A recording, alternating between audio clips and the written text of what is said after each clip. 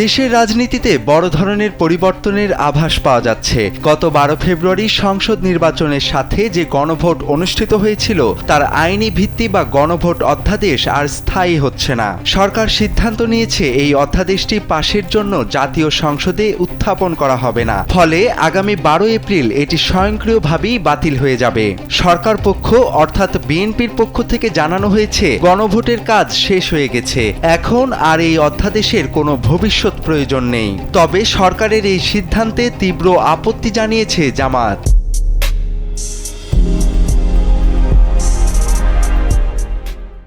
রোববার রাতে জাতীয় সংসদে বিশেষ কমিটির সভাসূত্রে এসব তথ্য জানা গেছে।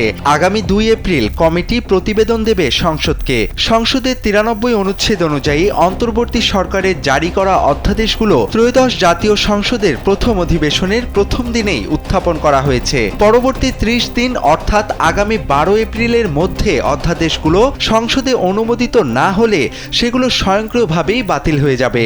এদিকে শুধু গণভোট নয়, মানবাধিকার কমিশন, দুদক এবং বিচারপতি নিয়োগ সংক্রান্ত আরও বেশ কিছু অধ্যাদেশ নিয়ে সরকারি ও বিরোধী দলের মধ্যে মতবিরোধ দেখা দিয়েছে। তবে আওয়ামী লীগের নিষেধাজ্ঞা প্রত্যাহার হবে কিনা তা জানা যায়নি। এখন দেখার বিষয় 12 এপ্রিলের পর এই গুরুত্বপূর্ণ অধ্যাদেশগুলো ঠিক কোন পথে হাঁটে।